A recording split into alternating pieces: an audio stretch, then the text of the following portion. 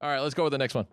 Is this one yours? Yeah, go ahead and rewind that. Because honestly, I forgot which ones I gave. His money? Yeah, this one's funny because we've recently had this conversation, but okay. just watch and just enjoy. Okay? Where's the pop? Let me get some popcorn. Listen, because it's gonna be turned into a song. So, but listen to the lyrics because you can't necessarily see it from that far away. All right.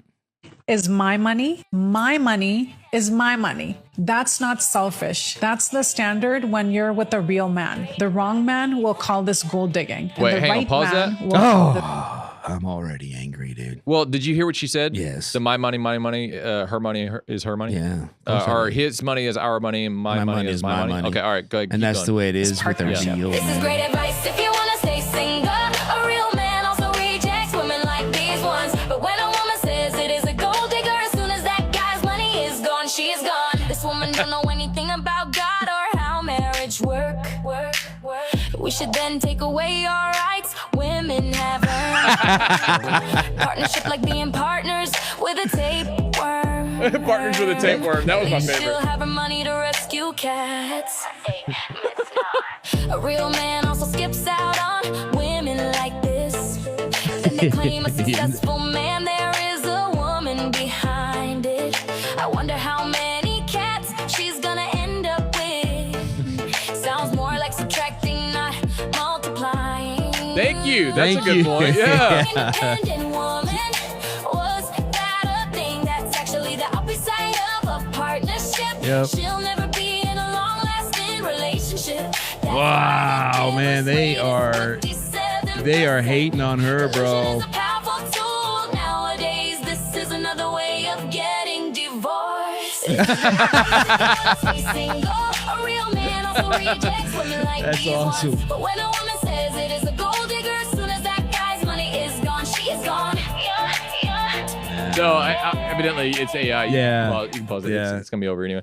But there's AI software out there that can actually put all the comments to a song like that. Oh, really? It's That's AI. hilarious. Yeah. It's hilarious. Well, listen, man, I'm really glad to see that she got she got absolutely cooked. Absolutely nailed to She the got- wall, yeah, bro. it It kinda- was. It kind of relieves me of my job sitting here doing reactions to see her, she got cooked like a bad egg. Well, because you and I have recently had this conversation of guys' money is or the provider is the money, Yeah. and then her money.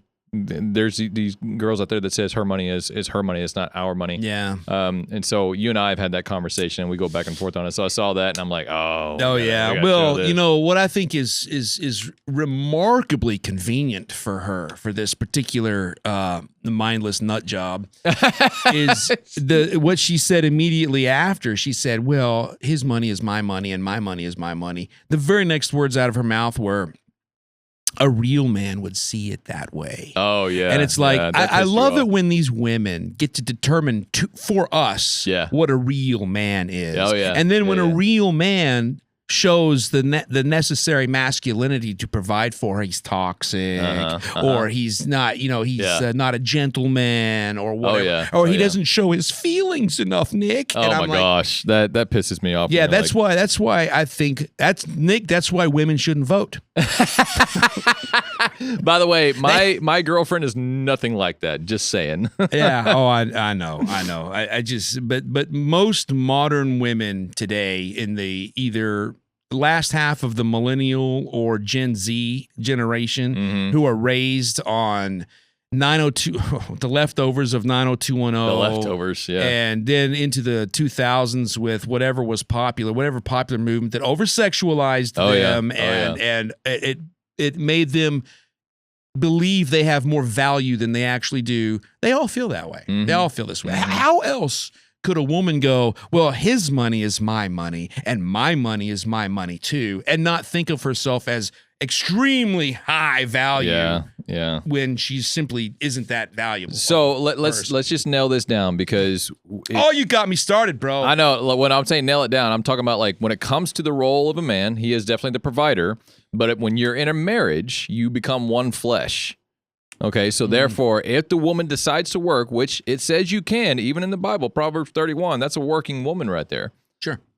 But that means whatever you earn belongs to both of you. Not just you. And so, therefore, if the man is working to provide, which he should, which his income is the one that should provide for the family. Yeah. But whatever you make, the woman make, if she wants to go out and work, that means both of you own it because you're now one flesh. Yeah. I have known all my life, ever since I was a pubescent teenager, that when I get married, and I'll be retired when I get married, so it really doesn't matter much. But when I get married, man, there's going to be one checking account and one savings account.